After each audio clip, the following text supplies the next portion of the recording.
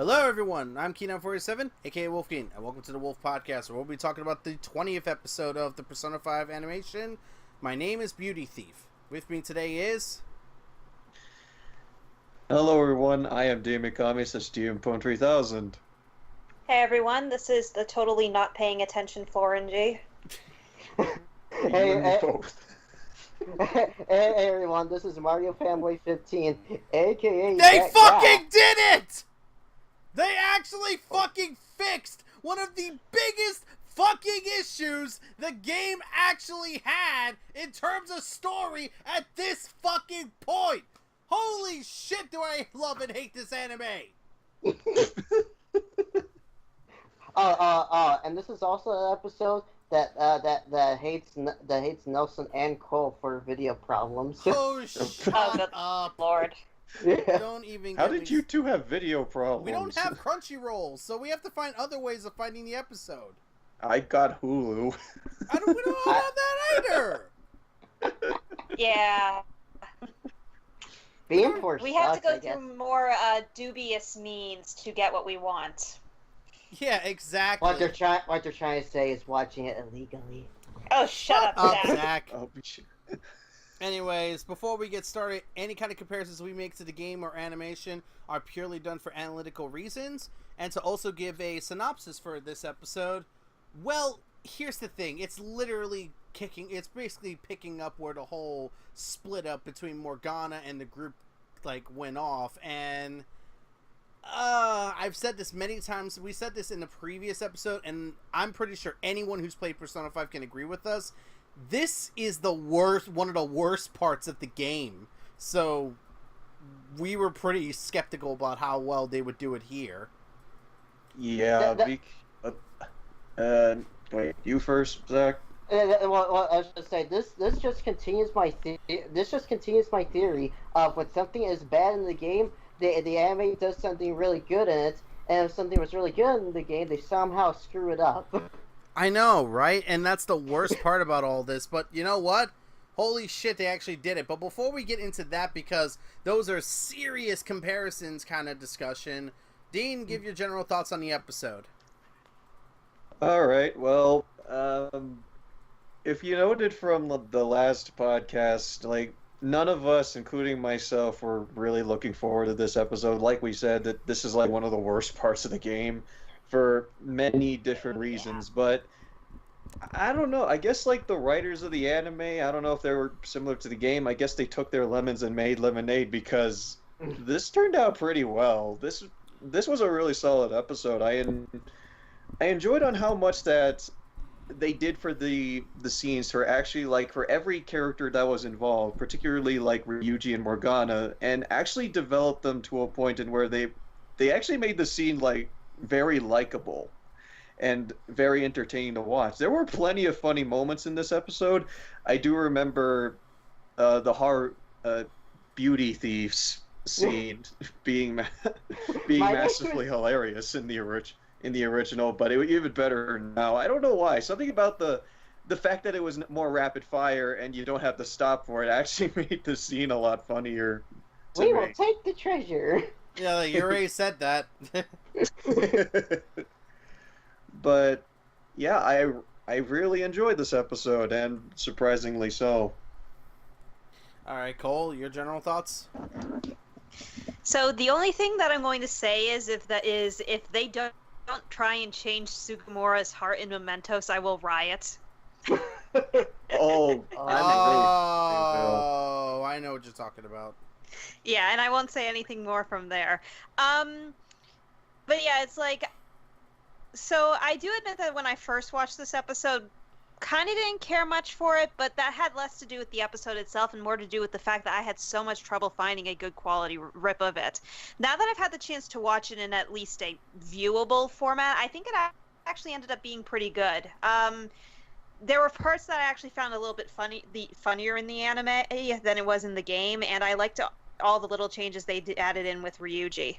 And Morgana's facial expressions. Yeah, they somehow made a cat be expressive. Well, that's apparently a good thing they've been doing throughout the anime is like the facial expressions, especially on Morgana, is actually like super expressive. No, but I mean, like, this Yeah. episode is more so than usual. Oh, definitely so. Especially the last scenes when he was confiding to the group, you could see like how his expressive he gets, especially when he's crying. Oh, yeah, And definitely. he looks so adorable. He really does. I felt bad for him, but I also was glad. Like, again, Yusuke says it best. That was refreshingly honest. Mm-hmm. That was refreshingly honest. Oh my god. This is why we love. Yeah, it's- Go ahead, Dean. That's it. Yeah, you just said No, this no, was I why would just Yusuke. said that's why we love him. Hmm. But it's just amazing to me how, like, taking that one bad elephant in the room in the game, which is basically Ryuji, fucking Ryuji, shut the fuck up, Ryuji, you're not helping, and twisting it around more so that it's more Morgana's insecurities that are essentially talking for him, just completely changes the scene and the atmosphere, and it's a lot better off for it, I feel. Also, they didn't include the part where you had to chase after the Mona Mobile and Memento, so props for that. Yeah. I love the fact that they changed it to suddenly smoke bomb. Well, I'm then okay again, with suddenly smoke bomb because that is actually a game mechanic in the game. and it Yeah, would make it's a sense game that, mechanic, and it was funny. and it would make sense that Morgana probably taught Haru how to use them. Mm-hmm. So, you know. Mm-hmm. Is there anything else you want to add, Cole? Nah, not really. I mean, the only things I can usually just say are the same problems I have with the animation all the time. Oh. Anyways, Zach, your thoughts on the episode? Well, first thing I want to say about the episode, I had a good thing about the episode the moment the episode started because Ren kind of hallucinates Morgana. Well, yeah, it's like if you're used to someone being there, them all of a sudden not being there is kind of weird. Mhm. Yeah. I'm just after I was like, ooh, I have a good feeling about this episode suddenly now. Yeah, they basically took on the worst part, about the game, and made it into something good, really good here. But that's for the comparisons. As for the general thoughts, it was really funny. I love the whole beauty thief segment. I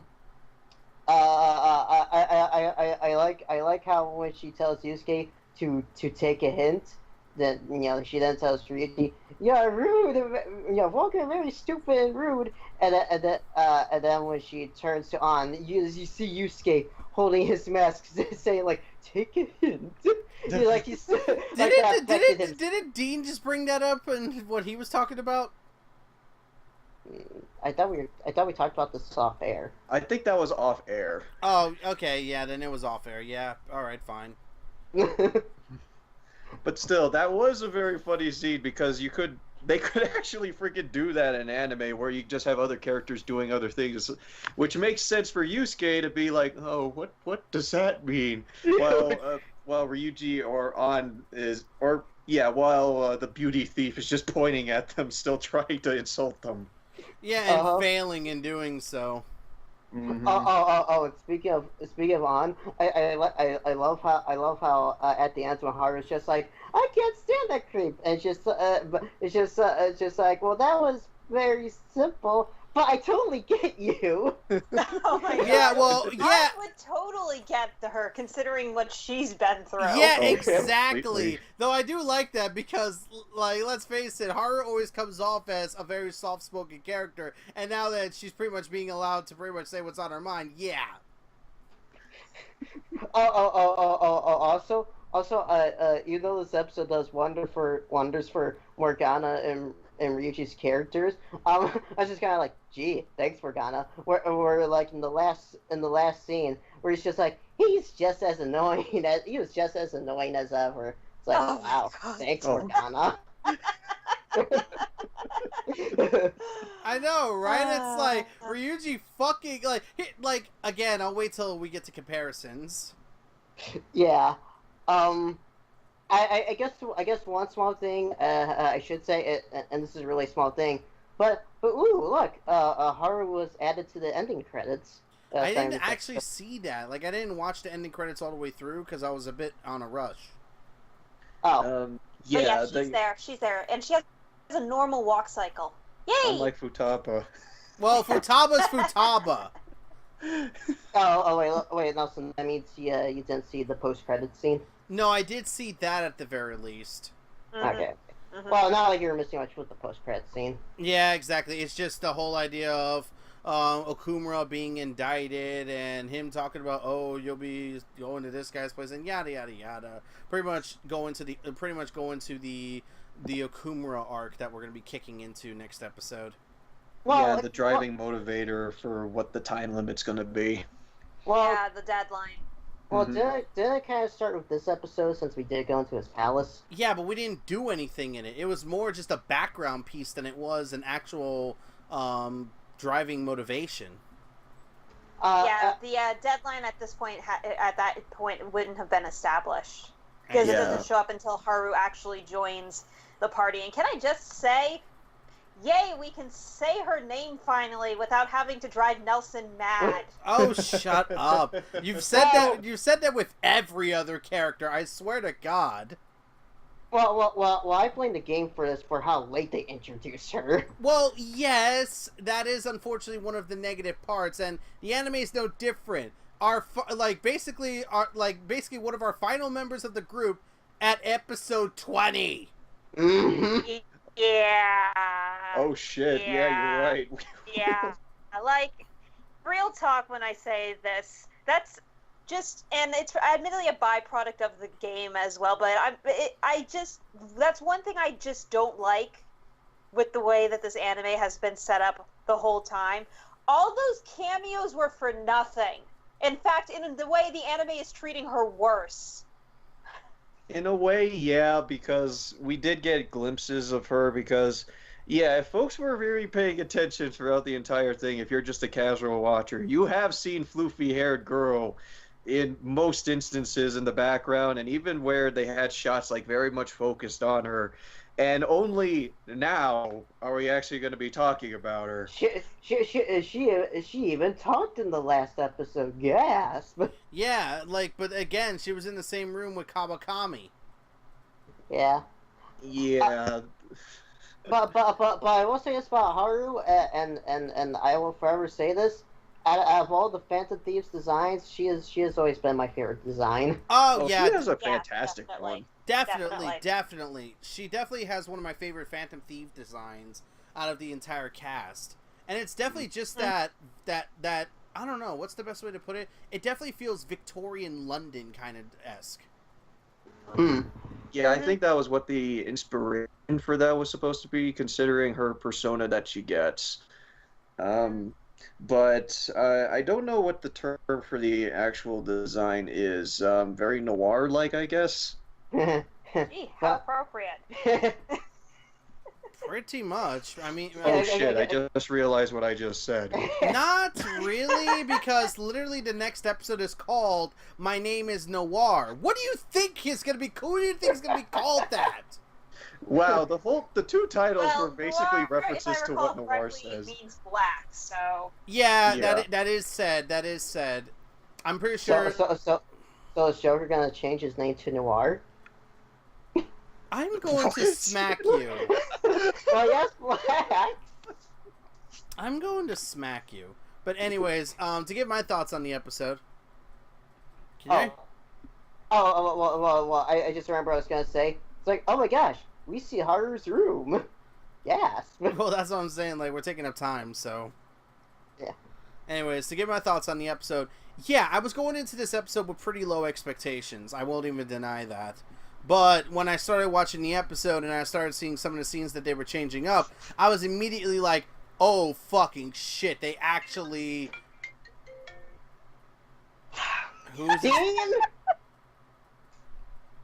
Whose phone is that? I'm about to enforce a rule that if someone's phone goes off, they need to fucking turn it over. I'm going teacher status on us. Sorry. I think you have to take the call. God damn it. Take it real quick. I think people will get a chuckle It's late, that's why. I think people will get a chuckle out of that one, though, because I literally just Oh stopped. god, I'm laughing so hard my shoulder's starting to hurt. God damn Oh, it. man. But anyways, Okay. We should do this. When we're about to do a podcast. We like, okay, is everyone's phone turned off, or at least on mute? let me Funny make sure. thing is that like, this was one of the times we your didn't do the intro cell phone check. someday, Nelson, should be, hi everyone, turn your phones off! Yeah, that should be a joke for Zachary or something. I don't know, but anyways, getting into my thoughts. Like I said, I came into this episode with very low expectations, but as I started watching the episode, I got the impression, okay, they're definitely handling this in a far different way compared to what I'm used to. And yeah, they do. Like I said, the palace itself is more of a backdrop. Also, I got a kick out of seeing super intense hacker Futaba. That was hilarious. Yeah, that was great. She was just like in the zone in that entire shit. Mm-hmm. Like, the humor is just so fucking glorious in this episode. Oh my fucking god! Like, this is an Also, I just realized something. This is an episode with no action. Oh yeah, you're right. There was no action in this one. Like, none. No fights. No nothing. There was about to be action, but then they cut that off. No, they ran. That happens in the game Yeah. too. Yeah, I know. But that's what I'm saying. Like, yeah, that's kind of weird that this is one of the few episodes that have no action whatsoever, and is all story/character progression based, and I'm completely okay with it. I'm trying to think of any. I'm trying to think of any other episode that had no action in it. I think this is the first one. This might. I don't think it's the first, but it might be up there as one of the first. I think that Hawaii episode probably didn't have any action in it. The Hawaii episode? Yeah, I'm pretty sure that one didn't have any action in it. I don't think it did. No. No, not really. No, it didn't. No. Yeah, I'm not sure, but usually at this point, because we're in a palace, that's why we notice it a bit easier. Yeah. I'm thinking. Definitely, but then again, I'm not against this whole idea. Like, I've said this to people many times over. One of my favorite animes is Dot Hack Sign. I love Dot Hack Sign, and it's actually an anime that doesn't have much action involved. It has some, but it's very limited. It focuses more on character study, about the idea of escapism and yada yada yada. It's very much character and story driven more than it is action driven compared to some other animes. Good example being Sword Art Online, which you could definitely tell is more action based than it is story based. To the anime's detriment, but I'll leave it at that. But online sucks. Prepare for the comment section to hail over us now. Hey, I'm waiting for my you know what? fiance to storm into the room. You know what? I'll say this right now. I am wrong. You know what? I'll say this right now. If people want me to talk about Sword Art Online, I'll give a thoughts video on it at some point, but I'm not going to go any further than that. But anyways, that's kind of what I mean. Like, I don't mind animes that don't have much action behind them, or even episodes where there's very little action behind them. And this episode really worked well with that. The fact that there was no action and it focused purely on the characters and the story, it works, especially with many of the things that they changed. Which segues us right into the comparisons and differences, and that's the biggest difference compared to the game and the animation. Ooh, where should we even start? Before we go with that big difference, I do want to talk about a small one regarding Akechi. Yeah, yes. Sure, go for it. Oh, yeah, Akechi's appearance in this episode. Yeah, like, for context, in the game, it kind of looks like he just happens to pass by when they're going into the palace. However, because we've been following Akechi in the anime and seeing him actively investigating the Phantom Thieves, his appearance there is definitely deliberate. We can obviously tell he's watching, and he's listening in on them. Yeah, he has an idea of who the Phantom Thieves might be. And then again, it's not that hard to deduce, because think about it. Every single person that was affected by each of the people in any kind of way, they're all friends with this one person. And all of a sudden, transfer student who has no connection with any of these people.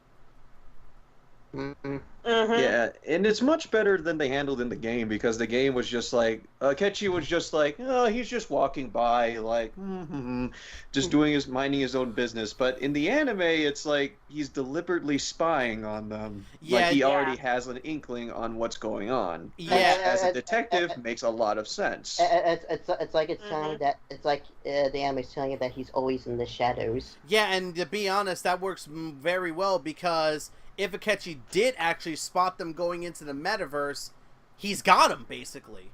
That's it. He knows. Like, that's the confirmation right there and then. So it's Good job, anime. Congratulations. Still gonna punch Akechi in the face. Have a cookie. But that's what I mean. It's like the anime does a far better job in giving this idea of Akechi researching this stuff. And he's been researching this stuff as early as the Kamoshida case, so... Mm-hmm. That's something to think about, because the first time he hears about the Phantom Thieves is during the Kamoshida case, and then it's brought up again during Madarame. So, of course, he's going to investigate into this. And makes sense that it would pick up, considering what happened before, so... Exactly. Yeah, like, I think I've said this in episode 13, and I'll say it again here. Everything the anime has done, mostly with Akechi, has been far better than what the game gave him. Yeah, it is. Unless they're the ending of episode 4. Except for the ending of episode 4. Oh, that was the most unnecessary appearance of him, and the most detrimental, too. It really was. Yeah. We went into a full-on spoiler chat on that one, but... That's what I mean, like, here it makes sense Akechi's here, because, like, we know he's been investigating, we know he's been researching the Phantom Thieves, so it's like... him, like, catching him being, like, spying on the main group, it's like, it gives you the idea of, oh, crap, he's figured it out, hasn't he? And it makes sense that he would figure it out, again, because every single victim are now friends with this one person who has no kind of connection. Like, Ren has no connection to Ryuji, like, none of them. Like, literally, he just happened to be around and then happened to be their friend. Like, that's way too convenient. Again, Yusuke, freaking Makoto, Futaba, like, holy shit. Alright, so are we done talking about this difference? No, but I'm bringing it up because it's a good one. Cole brought up a really good one. There's because there is one difference I did want to bring up. Yeah, we'll leave the big one for last. We'll leave the big one for last, because we're going to be talking about that one for a while. Oh, yes we are. Okay. This is a difference. I love the bits where Ren talks to both Oya and Chihaya. Oh yes. Yeah. Yes. Yeah, those were nice, especially since, like, we got to learn a little bit about Okumura through Oya. Which makes sense. She's a reporter. Yeah. And then, of course, like, getting the like, you know, that motivation to find and talk to Morgana through Chihaya, which then leads to her trying to sell one of those fucking stones. Oh, she can take those stones and shove it up her.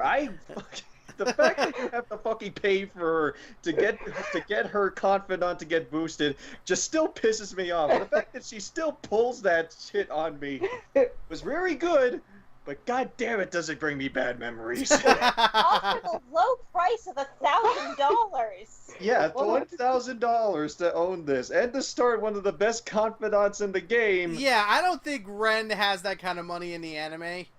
I love that he just leaves. That was the most hilarious. Yeah, he's just gone.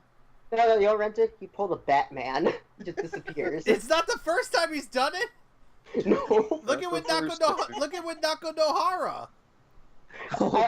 I love it. As soon as he disappears, you just hear go, huh? Yeah, it happens again with Nako Nohara when he tries to beg for the Phantom Thieves' help, and then when he looks, gone. So this does make me worry about something. Because they're doing this kind of joke thing with Chihaya, it does kind of make me worried that she's not even going to get a confidant at all. It's very likely that not she. It's very likely that not she. Possibly Oya and a few others are not going to get a confidant story. Also, EY is another. Yeah, EY. And Torinosuke, I don't think is going to get anything. So yes, which is so annoying considering all the cameos that he's gotten, and the fact that with the thing Oya mentioned about the whole Paul election coming up, he's relevant to the plot. Yeah, he was He was like one of the more relevant folks for that. For the parts in the game. In fact, he was probably like one of the more story-relevant confidants, surprisingly. He really is. Ironically, so is Oya, considering what you learn at the end of hers. Oh, hers is very much linked to that, but we should probably hold on that if they actually do bring it up. Yeah. I don't know if it's likely if they're going to do that, considering how we had some of the major side confidants, like not really... While they did get some focus, a lot of it is very glossed over in comparison with what they do in the game. Yeah, there's still a lot of people that haven't gone like full confidant stories, but I don't want to say anything for the sake of spoiling and shit. And it makes my pessimism come up that we'll even get there at all. Well, if we never do, we can always bring it up in the post thoughts. But yeah, this just makes me sad. It just kind of makes me sad because like I love her confidant story. Yeah, Oya, even though she didn't have like a very useful ability, she had like one of the best plot lines. Yeah, definitely. But both her and Chihaya had very good confidant. Oh wow! stories. I just also realized we still haven't even met Shinya. Yeah, we haven't met the kid. We saw a cameo. Such a good one too. Yeah, I loved his. Yeah, exactly. He's the only tower that Cole likes. I think that was me. Considering that the tower confidant or social links hasn't been that good, Persona 4 sucked. Who was the tower again in Persona 4? It was another kid that you had to tutor in Persona 4. Oh, him! He was a brat. I remember him. I did not like his story. I only did it because I really needed the stats. Yeah, and the fact that Tower had some of the best personas. If I recall correctly, too, the Tower... Who was the Tower in Persona 3 again? It was the monk. Him actually didn't mind. Yeah, he was alright. He was okay. As someone who hasn't played Persona 3 or 4, I'm getting the feeling that this kid character is so far the only one any of you have liked so far. No, there are There are kid characters we like in the Persona series. It's in terms of Tower Arcana, social link / confidants. I mean, Persona 3, you had this little girl that you ran into at a park. She was pretty cool. Yeah, and her story was pretty cool. I actually... Yeah, she was cute. Mm-hmm.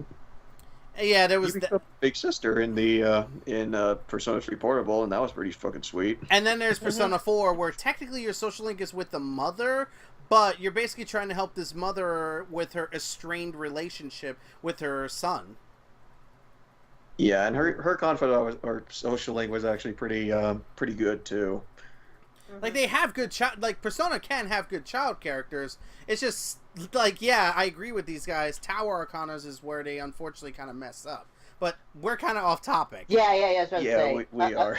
Another difference I can bring up. I'm glad they did this. Is that Makoto knew instantly who Haru was. Yeah, that was a great. Yes, thank you. Yeah, they didn't. I love that I love how they're just like, who is she? I don't know. Never heard of her before. And then Makoto just raises her hand and she's like, I think I might have an idea. Well, it makes sense. It's the part where she raises her hand that makes me shock. Like how she was nervously putting her hand up. That was horrible. Even before that, in the palace, she's just like, wait, aren't you? And she gets cut off. No, well, here's the thing, Zachary. It makes sense. Makoto, of all people, know who Haru was. I mean, they're both within. I know that. Can you not cut me off? I know that. I was trying to explain for the podcast, you dummy. Okay. It's not like you're trying to explain it to me. No, you dingus. Fuck. No, but what I'm trying to say is It makes sense Makoto knows who Haru is and nobody else in the group. I mean, Ren would have no clue who most of the people are in the school. He just transferred there. Granted, no one likes them. Yeah, exactly. Ryuji, he's a troublemaker, so of course he's not going to know that many people. An, of course, has already been like, well, she's not a full Japanese character. That's the one thing, and also the blonde hair. Like Ryuji says, most people just stay away from her. The only one who probably would know who Haru is Makoto, not only because she's the student council president, but also because she's in the same year as her. Yeah, so they likely shared some classes, or they met each other in the halls on occasion, which totally makes sense for and they were both Makoto they were both chaperones in Hawaii, which is the thing they brought up in the episode. Thankfully, I was about to say, and Yusuke goes to a different school, and Futaba doesn't go to school. Nope. And Morgana is a cat. But yeah, that's what I'm saying. It makes sense. I mean, it works a lot better compared to the game, because in the game nobody knew what they were doing. Nobody knew who she was. But it's like it makes no sense. It's like I can understand. Well, it kind of could make sense depending on how big Shujin Academy is, and keep in mind that if Haru and Makoto aren't in the same homeroom, from what I understand, the way Japan's schools work, they won't have the majority of their classes together. True. Gym at the most. Oh, Nothing yeah, because else, the teachers move within the classes. Like, you get different teachers, but you don't get the different classes. I've been in schools like that. I have been in schools like that where the room that you are in is where you stay in most of the day, except for like certain classes like tech or whatever have you. Yeah, but since Makoto is basically in the third year hall, it's likely that they would have crossed paths with Haru on occasion. And not to mention again, she's student council president, so it's her job to know all the students. That's pretty impressive, because I know student council presidents that don't know anyone's faces at all. It's Makoto! She's by the book! It's Makoto! She knows everything. Yes, she does. And I love her for it. I also, if I can be honest, that was one part of the game I also didn't like, where it's just like they're at the school going through everyone's photo, and that was a pretty boring part of the game. That was dull. Dude, yeah. That was the biggest. Yeah, a lot of the lead up in. Go ahead. Yeah, that's like the continuing climb of all the problems leading up between them getting back from Hawaii to the Okumura arc. It's like bad writing, filler, bad writing. Okay, that's kind of funny. Why do we have to chase after Morgana in Mementos? And then it ends. They just had so much fluff in between all these events. Whereas the animation, they cut all that shit out. They still had the interaction when she was calling herself Beauty Thief and all that shit. But then they cut all that down, like, trying to search for her. I definitely liked the conversation that went on between Haru and the group a lot more in the anime. Because it felt like they were trying to be, like, more open. They were trying to be more open and calm with her. Whereas in the game, it felt a little bit like an interrogation. Mm-hmm. Yeah, and the thing that helps with the scene, especially, is we had more than just Ren and Makoto talking to her. In the game, those were the only two that talked, while in the anime, it was pretty much the whole group except Yusuke. Well, except for Yusuke and Futaba. Yeah, well, they don't go to the school, so it makes sense. But at least we had, like, the Shujin folks actually interact with her, which is nice. Cole? There is one thing, though, that I am a little bit disappointed with, and it is a line that was cut that gave Haru's motivation a little bit more context as well. Mm-hmm. Allegedly, and if I'm remembering this wrong, by all means correct me, allegedly she apparently put her father's name on the fan site. Yeah, they didn't bring that up, did they? I think they bring that up later.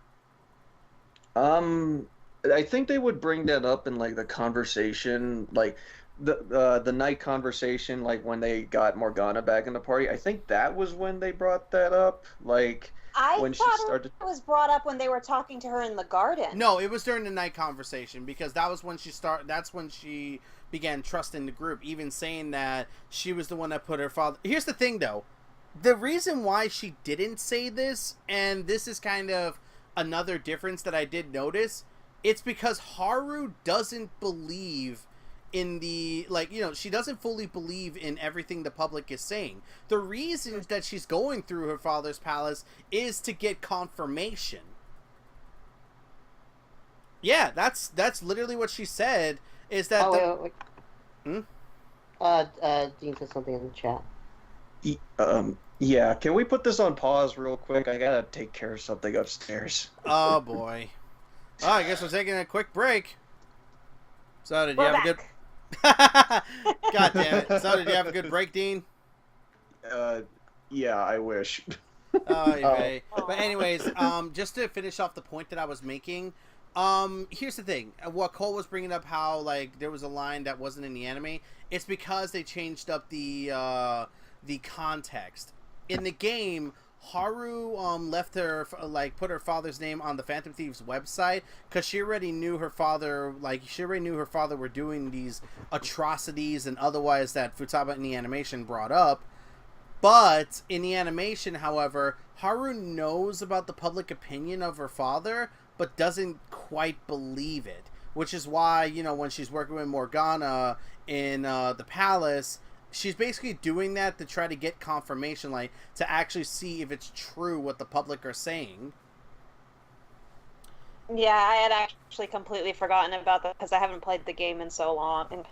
I mean, she hates her fiancé, quote unquote, but when it comes to her father, she's just unsure if everything that's being said is true or if it's just slander. We are so good Persona fans, Cole. Look, are you willing I to wouldn't take a taser to Sugimura's gut. Oh. Hey, he has a GPS on her. That is creepy. Yeah. that was creepy That is to hear. creepier. That was. I don't think that was in the game. No, it Yeah, wasn't. No, it wasn't. It wasn't? He randomly ran across her. Not even joking. He was apparently looking for her in Shibuya, and just bam, there she was. Okay, Well, I am able to find this. That he is able to find this one person out of what's the population? A couple 100,000 or something. Okay. You know what? That's even worse than the game than the anime. Oh, it's creepy. The anime. They managed to make him worse somehow.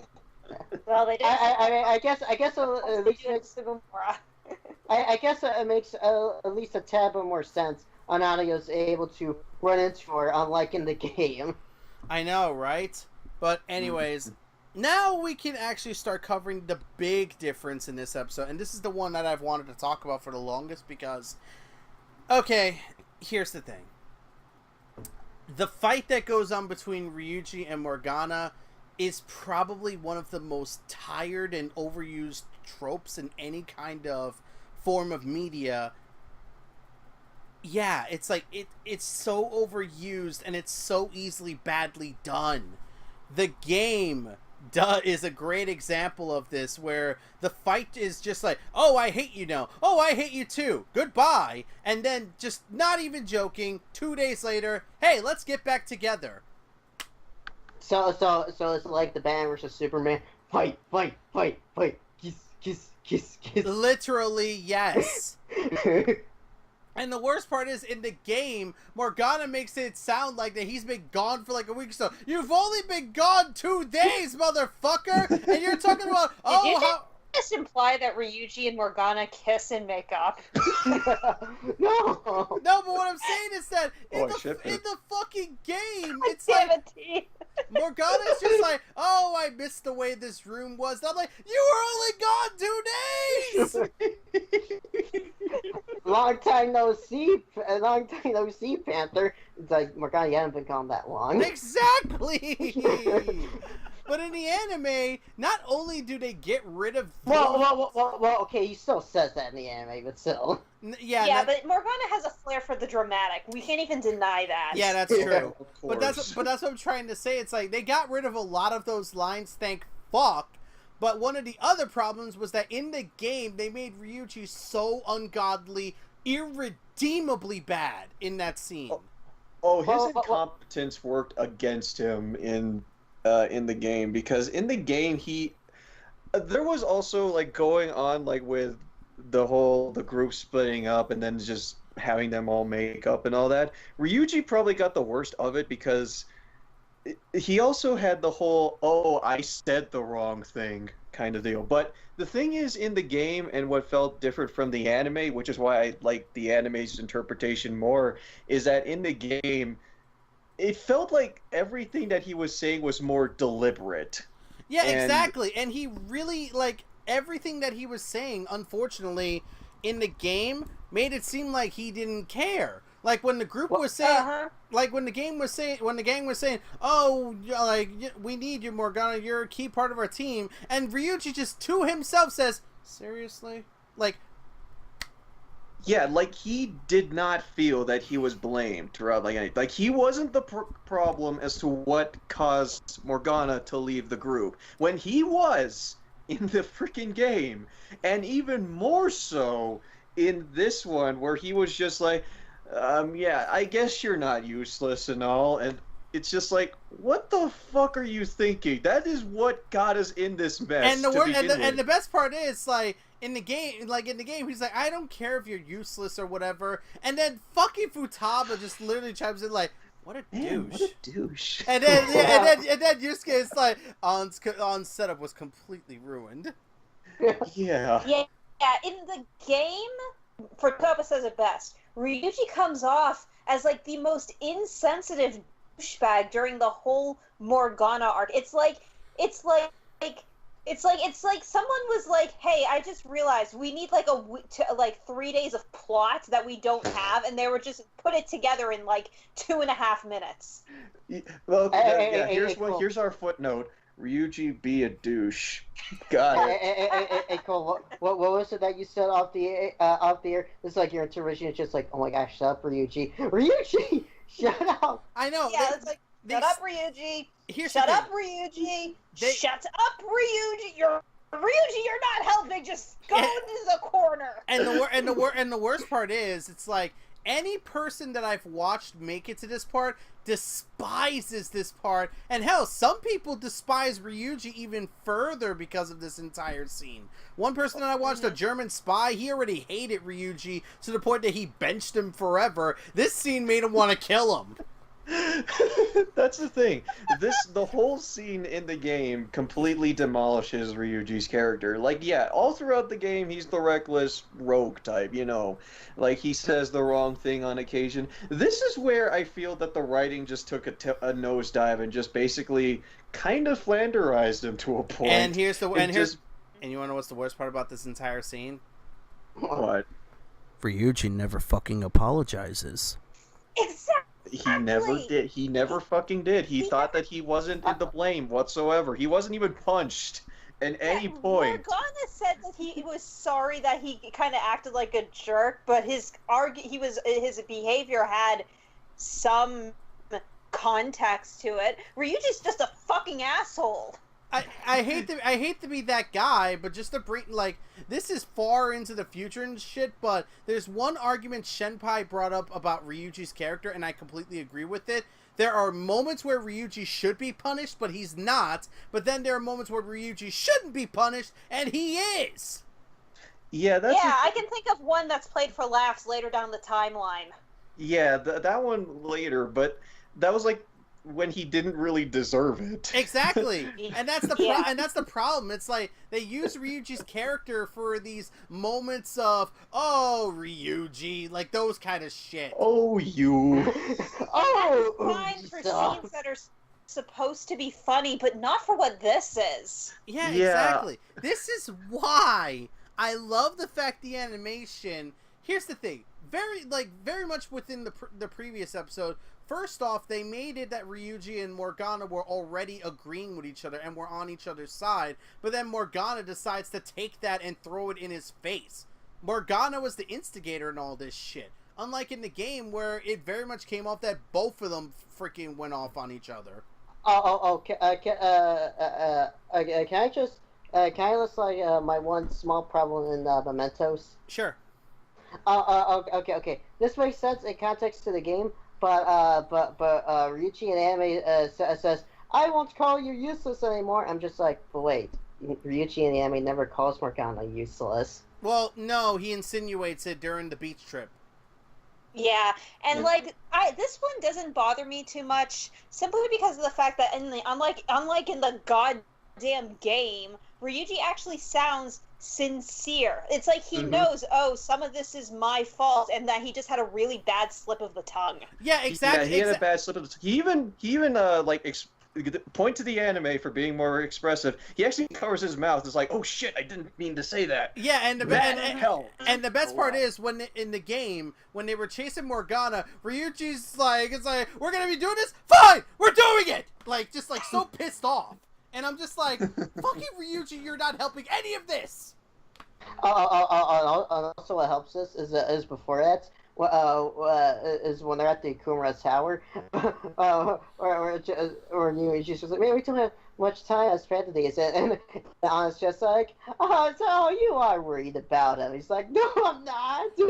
He is. But he is. In fact, when they found the robot servants, the very first thing he said was, we'll have to come back to this. We need to find Morgana right now. Yeah, because in the game, they're like Ryuji just immediately goes to the line of, see, Okumura is evil. We should go after this guy. And then they have to remind them that they're here for Morgana. And he just gets angry. It's like... Yeah, It's like game Ryuji is so unsympathetic in this entire situation. That's what made this entire thing even worse. It was already a bad concept in and of itself. Like, there really wasn't any reason for Morgana to break off from the group. Like, there really wasn't. No. But in the game, but that's what I'm trying to say. Like, they had to go through it with the anime because it's a byproduct of the story and how Haru is brought into the group. But in the anime, I'm at least able to tolerate the previous episode beforehand because it's more Morgana instigating things. And this episode, I can actually love and defend this kind of concept because they don't use Ryuji's character just to fucking instigate it further. And also, they resolve it in one episode instead of dragging it on and on and on. And he apologizes. He apologizes not just in Mementos, but also in the room when he wakes up. Can I just say, a nice little detail. After they get Mementos, I love the little detail that Ryuji is the first one to hear Morgana's voice. Oh yeah. I also like how at the end he hurried and he was the one who got the first aid kit, even though he was told, hey, stop yelling. He still went out of his way to do something. Yeah, that was the thing. Ryuji was way more supportive in those last couple of nights because the thing that he does is that he actually did genuinely feel bad for what he said, especially like for causing Morgana to run away earlier. I had a feeling that Ryuji did actually feel genuinely apologetic because of that. And actually wanting to help him out and hearing him and then wanting to get the first aid kit for him. Like, to show that Ryuji genuinely cares. Especially when Morgana was basically knocked out, basically in the alleyway. Because in the game, he didn't get knocked out. He was just badly hurt. Mm-hmm. In the end... Go ahead. No, I was about to say, I also love how towards the end, Morgana's making a speech and such, and Ryuji's just it's just like, you're friends. It's like, you're not useless. It's like, I love that. That's so sweet, actually. Exactly. Yeah. It's like, yeah, Morgana and Ryuji fight against each other, and they have their juxtapositions to each other, but they're fucking friends. That's the big, let me finish, Zach. Yeah. That's the big thing that we keep bringing up throughout this entire podcast. In the game, that was the one bit of problem I had, is that the group didn't feel like they were a united group. They didn't feel like friends at times. And this whole fight was just a great example of this idea. Like, the way Ryuji treated Morgana in the game felt like he wasn't even his friend. Like, holy shit! How do you be this unsympathetic? Can I just say, when it comes to the anime as a whole, it doesn't feel like Ryuji and Morgana are nearly as hostile towards each other as it is in the entire game. That's the problem, though. Like, the game made them out to be so hostile that they never got along, and I absolutely despise that. Because Ryuji's confidency, like, in the game, literally makes him out to be a very level-headed person and someone who can think about things in a more rational manner. But it especially seems out of place, especially when you get towards the end of the game. I mean, like, dude, even in the anime, it shows that he cares for his track team members. Hell, to the point that when he helps them get their chance to restart the track team, he's not looking to do it just because he wants to join back in. He's doing it because he wants to right a wrong that he caused. And the anime even briefly followed up on it. Oh yeah, when he just casually like hung out with them or just said hi. Yeah, saying hi. Yeah, like in episode 12, I think it was, after him and Ren were running, he sees the others and he goes up and says, "Hey, what's up? How you guys doing?" Exactly, like they're on good terms. That's the Ryuji that I knew from the confidency, and I'm glad the anime kept that intact because, yes, Ryuji and Morgana have their juxtapositions, but they're supposed to be fucking friends. And I'm glad the anime remembers this, because if the anime went the same route as the game, holy shit would I absolutely hate this episode. Yeah. Yeah, now I've had my rant. Now I've had my rant on this fucking thing, because this part in particular has always pissed me off in game. Every playthrough I watch and I see people get mad at it, I'm just like, oh, I know your fucking pain. I'm so glad someone finally fixed it. Yeah, and it took the anime to fix it. Only this anime, I swear. Like I said, this anime is so good when it wants to be, and so shit when it wants to be. Because it did Akechi justice. It did Ryuji justice. It gave Recap police officer. Yeah, but we also got Child Yusuke. Oh yeah, right. We also got On's confidant getting the shaft for 4 months. Again. 5 months. Don't remind me. And of course, we've got the beginning of Futaba stuff, which I really liked how they implemented that. But they kind of screwed it up towards the end. Not really. But anyways, I think we're done with comparisons, because that was the big one. That was the one I wanted to talk about for the longest, because I've always had a bone to pick with the scene. You can even ask Dean here. I've always had a bone to pick with this. Oh, we were waiting for this scene to happen just because we were just kind of waiting on how like either the anime would fix it or screw it up even more. And I'm glad that that's why I said at the very beginning of the episode, holy fucking shit, they fixed it. They literally made it good. And also, I can just imagine as you're watching the episode, the wheels were like spinning your head about what's going on. Yeah, it was. The hand twitching. And then when it ends, and it's just like, they didn't fuck it up. They didn't fuck it up. Yeah, it's like, in the words of Angry Video Game Nerd, it's not shit! It's not shit! Hallelujah. What? I just did the Catherine victory sound thing. Oh fucking hell! Anyways, also small tangent. But why was Chihiya's face red the entire time? She's drunk. What else? that's Oya, you dumbass. She's No. drunk. Chihiya was also kind of red in their scene as She's well. always blushing. That's the thing with she's her. always flushed. Yeah, even in games, she's always Honestly, flushed. she probably is drunk too, considering the kind of crap she has to deal with. Oh my god. Anyways, I think we're done with the comparisons and differences. Now let's talk. Now we're on to the final topic. Is this a good episode for fans, and is this a good episode for casual watchers? Dean, take this off. Okay, for fans, like, they don't have the context from the game, so a lot of the stuff that we talked about is Fans definitely don't have the context from the games. Wait, what? You said fans don't have You context. said fans. I meant that like casual fans won't have the context that fans would. What the hell was I thinking? Oh god damn it. Well, it's like almost 1 a.m. So or 11 p.m. Well, I was about to say, this is what happened. This is what happens when you just woke up from a 3-hour nap. Yeah, that's kind of what happens. God damn it, Dean. Okay, let me get my thoughts together for this. All right, so for casual fans, like they finally get the answer, or at least finally some context on the fluffy-haired girl that we've always been seeing in the background, and we finally get to see some development from her. And lo and behold, she actually turns out to be a party member. Yes. Yeah, Yes. a gasp, and one of the best outfits in the game. So, if you folks were actually like very curious on like the whole Morgana running away scene, we can at least say to you that the anime definitely handles it a lot better here, and the scenes to its benefit actually did help for their characters.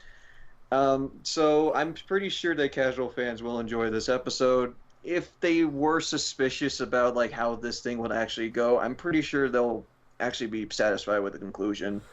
As for fans of the game, I can see a lot of folks actually rolling their eyes to this. Like, they'll look at this like very either cynically or just basically like not pay attention, because we all know what happens. I was in doing this that. I scene. literally said it. I had low expectation coming into this episode. Yeah, we all did pretty much, as noted from our last podcast. So I can see plenty of folks like either rolling their eyes at this or just basically being like just half paying attention to most of it. But I'm pretty sure that if you give it a shot, you will be pleasantly surprised. We certainly were by just how its execution. So I think that some the folks that did play the game will enjoy this episode, or if not, probably just skip it or roll their eyes to some of the things that are happening. All right, Cole. Honestly, casual watchers, I think, is going to be an easy one. I think they're just genuinely going to enjoy this episode. It could be. I think some might think it's a little bit fast. At least that's what I thought the first time I watched it. But I think when I watched it the second time, I think everything went. All the beats kind of fell in right at the right place. Everything was. It was funny. It was heartwarming when it needed to be. Morgana is absolutely adorable. Oh, very much so. Mm-hmm. When he was crying too, that was so cute. Honestly, It was so that ending kind of had me emotional. Mm-hmm. Feels. Yeah, because he really doesn't show his emotions that much. Hell, even in the game, he doesn't really show his emotions that much. not really. And considering on what the anime can do as far as facial expressions is concerned, you could really do a lot with Morgana, especially the cat form too. I love all those facial expressions they give him in this episode. Mm-hmm. And I especially love how like after like all this is said and done, Haru actually feels like a connection with the group, even though she's just only like now gotten to know them. Yeah, and oh yeah, I should probably give more of the anime credit with Haru, because since Haru was kind of acting as a semi-second, third or more so second party to all this, she was actually able to take in like a lot of the stuff that the Fan of Thieves were showing to her, and you could actually see throughout her facial expressions throughout on how much that she is really taking it in. Like she's actually now getting the bigger picture as to what happened. And Oh my God. And she could see how genuinely close they all are to each other. Oh my gosh, the anime. Oh my gosh, the anime isn't really giving her the shaft, unlike the game was. Gas. Oh, they still have plenty of well, opportunities to do that. Yeah, remember, we're on episode 20, and we technically only have 4 episodes left, which is arguably means that Haru is going to have less stuff going on with her than in the game. Because this isn't even enough to get her a confidant to finished. Then again, Yeah, her confidant barely. Well, it started like at what, November, I think. yeah, but you need max proficiency. Yeah, which is bullshit. Yeah. And chances are Haru is gonna be like the last one you max out. Yeah, and that's like. Go ahead. I'll continue after. It's like Aegis from Persona 3. It's doable to do Aegis within a month, because, yeah, you only get a month to do Aegis, because that's when you start her social link. Mm-hmm. Well, I guess was kind of built around the idea that she only had a month because, again, she was like basically back then the DLC social link. So I would say Mitsuru is a better comparison because Mitsuru's doesn't start until very late in the game. For someone that's been around, you can't really start on her social link until basically the latter half of the latter fourth of the game. Yeah, and you need max knowledge, which is the hardest one to test. It's the slowest, yeah. The slowest, yeah. I often find myself comparing how Haru is handled in this game actually to how Naoto was handled in Persona 4. Oh yeah, very similar. Yeah. Because Naoto, hers was started in November, I believe, and you need both max knowledge and max courage to actually. And you need to talk with certain people to even start her social link. Yes. October, actually. But the biggest difference between Haru and Naoto, and this is the thing that makes me forgive Naoto's to an extent, but not Haru's. Naoto is still relevant to the story as early as June. That's true. You do talk with her. You do interact with her a lot. In fact, she was the one that actually gives you one of the keys in order to go into Kanji's dungeon. And you have the King's game with her, and she has the best line in it. And not to mention, Naoto, like Akechi, is a detective. Her job is literally trying to crack the case on the Inaba murders. Hey, Cole, what was the line? I think it was about the investigation team being a bunch of imbeciles. Oh. She is the killjoy of the group. And she knows. Comically serious. And she knows exactly what the investigation team is and what they're doing. Like, she figures it out very quickly. Well, she's a detective, it makes sense. And, well, you basically just have, like, a bunch of rookie detectives going up against someone who's an ace detective, so... I know. Kind of cute egg pooch there. But the thing is that even if you don't do Naoto's social link, you still get plenty of time to interact with her. Whereas with Haru, not so much. Which is unfortunate for her. Yeah, very much unfortunate. Cole, were you on, like, Casual Fans? Yeah, I was talking about Casual, and basically it sums up to I think that they're going to definitely enjoy this episode. Persona 5 fans, I think, are going to be pleasantly surprised unless their hate boner for Ryuji is so hard they can't get past it. So, basically German Spy then? Oh, come on! Why? I remember. Yeah, I remember. I told you that he benched Ryuji as early as when he says over the phone with Makoto around saying, "Hey, you ready for our Phantom Thieves meeting?" That was literally the moment where he said, "Ryuji, you are benched forever." But I can also see some Persona 5 fans being very mad at this episode because it's like, if the anime, which is, let's face it, it's way lower quality than the game, but if the anime can do this, pull this off correctly, why couldn't the goddamn game? Again, this is something I hope they fix in an expanded version. Yeah, so it's like, I can see this episode being both well-liked and very polarizing for different reasons. And again, it all goes back to the quality control of the game, which is normally fantastic, except this part. Yeah. Anyways, Zach, your thoughts? Well, also, I think everyone's going to be mad it took so long for Haru to finally show up. Haru I'm not letting that go. Well, we're not, because they handle Naoto so damn well. I don't know why they couldn't handle Haru very well. Yeah. Haru was on the same level as Oya and Chihaya, as in she is no one's waifu. Well, no, honey, no. No. Fuck no. Haru's the wife People of plenty of- love Haru. People You just love Haru. infuriated No, like half the stop it, Zach. Stop it. Get some help. Yeah, like, yeah. Unlike Chihaya and Oya, Haru has a very dedicated fan base. Yeah, it's like her confidant is sweet, but even if you don't do it, she's apparently a huge fan of gory horror movies. Oh, oh yeah. Apparently for a lot of she's a people, that's a turn on. sadist. She is She's a sadist too. Well, what do you expect from someone whose preferred weapons are an axe and a fucking rocket launcher? Grenade launcher. Shit. I can't It's a say grenade like that. launcher. Get off a rocket launcher. Just remember on Valentine's Day, please take this chocolate. Or I'll crush it. Oh, catch it. Oh my god.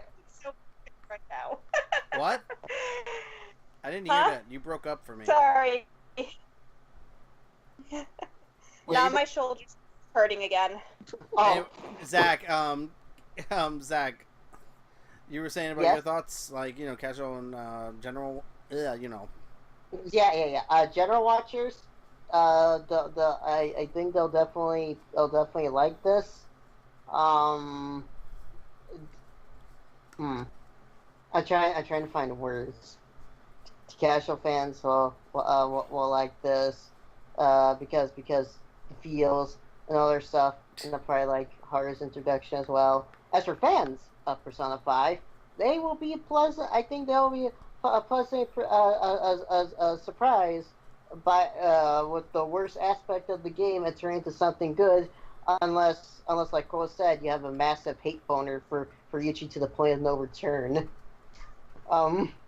Yeah, but I do feel like the anime, they handle Ryuji's character far better, to the point that I don't think that many people are going to hate him compared to the game.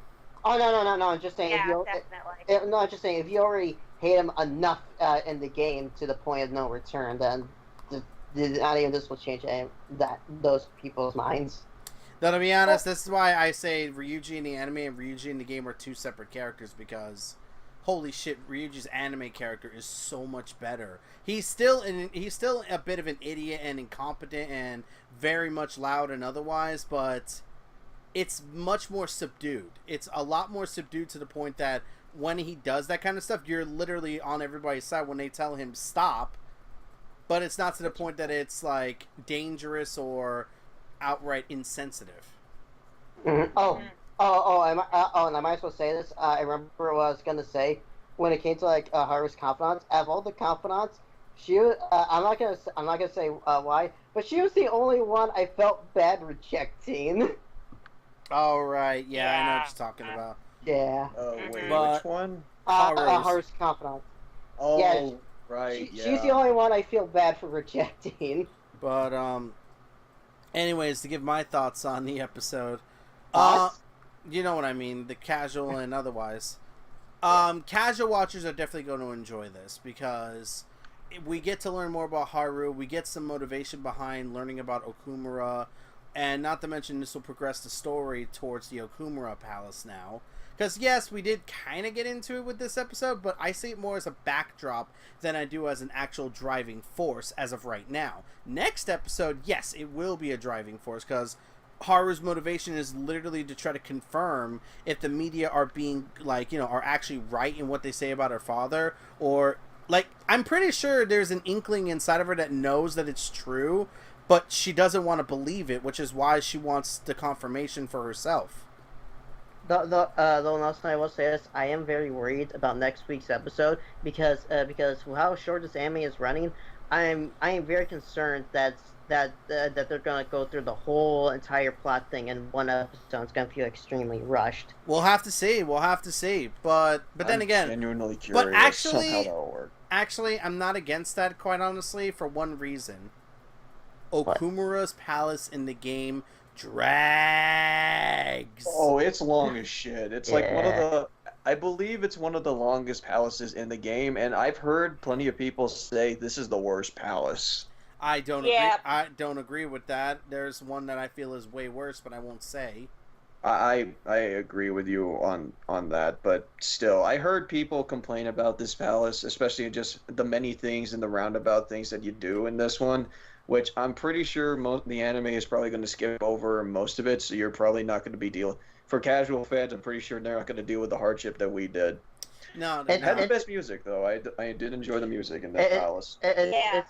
It's even worse than, as the usual suspect said, a bank. Okay. Yeah, well, We're they- in space. Come on. I still think that the introduction to that review is the most hilarious lampshade regarding how long Persona 5 is I have ever seen. yeah, 100 hours of no sunlight or social life. And it's so true because the game is fucking long, which is kind of a shame that this anime is trying to cram it all into 24 episodes. God fucking damn it! I alienated Zach for 3 weeks while I played the game. I had no idea what was going on. But anyways, as I was Hey, saying, Nelson. How's the opening skit go again? Oh. I don't know what you're trying to say. Yeah, you just saw Sex Review. How's the opening skit go again? It's like, okay, new game, like you know, literally, I can't do it because he literally does the "I am thou art I, thou has acquired a new game." You know, I was lost because I was just like, what was the one? It's like, oh right, yeah, he did the whole opening bit review where it's basically like the confidant opening. Yeah, exactly, and yeah, exactly. But anyways, yeah, casual fans I think are gonna really like this episode for the amount of stuff that they're bringing in and otherwise. As for fans, take it from a guy who has absolutely despised this scene, like despised it to the point that it literally takes away a point from my review of this game. This fixes so much shit.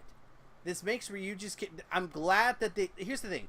This is just a byproduct of the anime in general. I'm just so fucking glad that they were able to make Ryuji's character so much better. Like, the moments where he actually did mess up and otherwise made a lot of sense and worked within the context of the story, but they didn't make him overly stupid or overly loud just for the sake of, oh, Ryuji, or any kind of stupid lol. Hey, Dean, now's not the time to be retweeting stuff on Twitter. God damn it, what? man. Well, fuck off. But as I was saying, like, but anyways, let me get back a point. That's what I really like about Ryuji is that in the anime they've really tempered his character a lot. I feel like his character was the most needed to be changed compared to the game because there's such a juxtaposition between his character in the game and then the confidant character. I'm just glad the anime found a way to combine the two to make his character so much better. Because the other characters are fine. They're perfectly fine, but he's the only one that definitely doesn't really need to be changed. Well, Ryuji like barely changes throughout the game, except for during his confidant, and he just got 10 times worse in this particular section. And hell, even in the anime, even though An doesn't really get much screen time like in the game as well, but I do like that they incorporate An a lot more in certain areas. Again, her being able to relate with Futaba and how she's feeling and otherwise. Also relating with Haru about her not wanting to be with that fucking jerk of a man. I totally get how you feel. Yeah, I like how they're making An able to relate to somebody's character because, yeah, she fucking can. Yeah, considering the whole Kamoshida incident. Exactly. I do like... I miss Shiho. And Shiho. Oh, yeah, I miss we're... Shiho. Yeah, wait. Wait a minute. Shall we... Don't want to be less than Shiho. Probably that'll be brought up later. I mean... This isn't like the game where we can fly through a confidency in less than a month. This is kind of... we have to see this more as a real-life kind of sense. Yeah, and considering real life and how she already had an attempted suicide, she's probably... that takes shit to recover. Yeah, she's probably at the tail end of her physical therapy.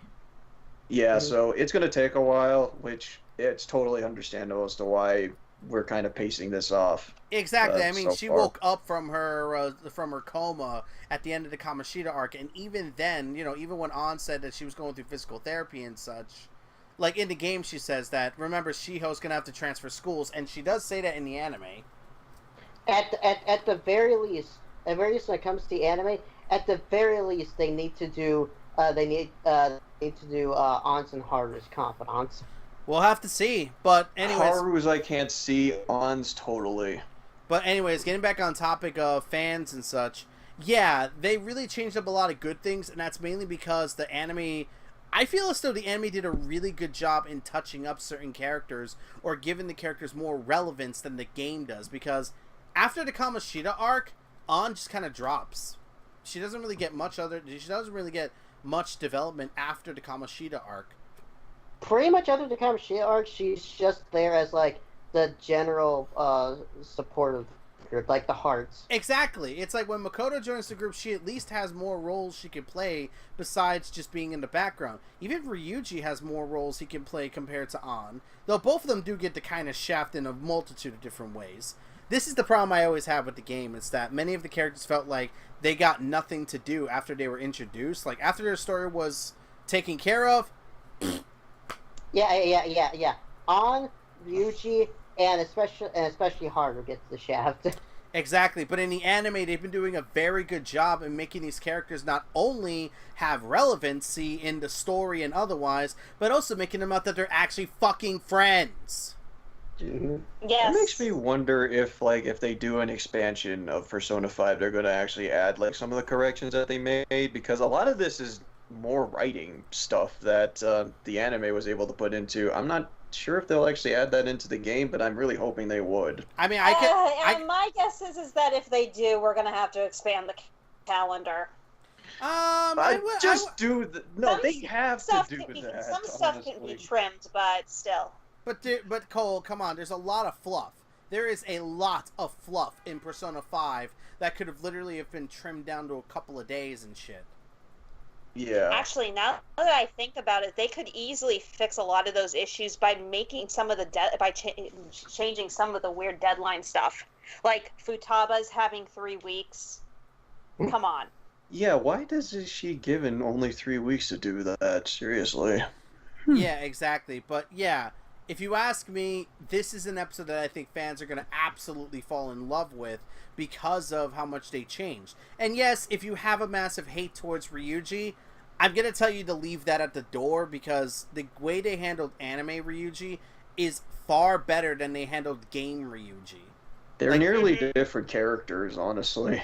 Exactly. So I would say leave that bias at the door and literally give this episode a shot, because holy shit, does it really not only make Ryuji less of an asshole and more of a sympathetic friend who just tends to not know when to shut up. Or say the wrong thing. And if you're sick of us talking about Ryuji at this point, well, I got good news for you. After this, he really doesn't do much afterwards. After this, we're probably going to be bitching about Haru not having enough screen time. Well, then again, the anime has proved us wrong with some other characters, so you never fucking know. And also, just to be that guy, this is now our longest podcast episode. Yeah. Really? Wait, really? Yeah, the first clip we did was 35 minutes. This one's 42. We're now What? an hour. We're now an hour and 7 minutes in. Oh. Holy shit, we talked a lot. Okay, let's positive stuff. You can't really blame us, though, considering all the issues we had with some of the... As much as we enjoyed the game, it has problems with its writing. Yeah, especially... And as much as we have problems with the anime does a very good job fixing those problems, which is really weird when you think about it. It really is. I mean, like, the first arc with Kamoshida, I like the fact that they made the characters more subdued and a little more nervous about actually trying to steal his heart. Then you have the Madarame arc, where they made Yusuke less of a blackmailing, manipulative asshole and more of just a guy who's doing what he feels is right, and then just telling all of them to just go away because he doesn't want to deal with this. It's like It's like all of these arcs have been changed up in a way that makes many of the characters less like assholes and more like characters that feel like they're doing what they're doing because they have no choice and such. Okay, we should probably start wrapping this up. Well, this anime is a fic. Well, quality shows very well. But I'm just saying this, Zachary, because the times when the anime plays it straight, it doesn't always work it doesn't always work to its favor. But when it tries to fix things or even add things, it does a damn fucking good job of doing so. Like, the first episode's the greatest example of this, of the anime trying to play it straight, and that was the worst time to play it straight because of how much that was needed to be talked about and otherwise. This episode's a great example of, if the anime played it straight, everyone would have hated it. So they didn't. They changed things up. and it was better for it. Mm-hmm. And you want to talk about worst examples? Also see episode 8. Yeah. That's what I'm saying. This is one of the reasons I love and hate this anime. When it plays it straight, it doesn't always work to its favor. But when it tries something new and it tries to change things up or even fix things, holy shit does it hit the mark. This anime is very And polarizing. sometimes it gets lucky and it gets very good when it plays it straight. Yeah, it does. Yeah. It does, and that's the weird part. It's like it's so inconsistent in its quality. It's like literally watching a kid trying to ride a bike for the first time. There are moments where he'll just fall. There are just those moments where he'll fall flat on his fucking face, and then there are those moments where he'll be able to ride the entire block. But then as soon as he tries again, he gets halfway up the block and then falls on his face again. Yeah, you know what it feels like watching this anime? It feels like just every week it's just like you have to flip a coin to see if you're gonna get a good or bad episode. Actually, you know what? You just made me have reminded me of a reference. And you want to know what that is? What? What? This anime is like a box of chocolates. You never know which one you're gonna get. I had to. I'm sorry, but this is the first time I've ever done a Forrest Gump joke / reference on anything on my channel.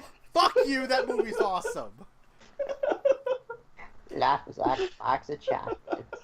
Anyways, we're about an hour and 20 in. So, with that said, what do you think about our thoughts on the episode? Found a comparison that we can talk about? Disagree with us in any kind of way? Go ahead and leave your comments down below, and we'll discuss it in the comment section. And we will see you all for the next episode, which, please don't fuck it up. My name is... I will be totally okay, actually, if they skip most of it. Yeah, exactly. But that's what I'm saying. Please don't fuck it up. But anyways, until next time, I'm Keen947, aka Wolfkeen, along with... I am DMA Comics, it's DM43,000. I am FlOrangey. And I'm Martin Family 15. It sounds like Dean is dead. We're all dead. I mean, this is our longest episode now. Holy crap. It's our longest, but the surprising thing is that we managed to speak a lot more positively on this. Yeah, exactly. To all those people that for. say you can only have a long video if you're negative, fuck you. We proved it wrong. Exactly. We proved it wrong. This episode a lot. And I was one of those people. Okay, that was insulting of me. That was very. Oh, this is why so many people hate me, because I'm that kind of guy. Anyways. Hey, you see that guy? Fuck that guy. Till next time, I'm that guy. We should probably go now. You know who we are. Just get out of here.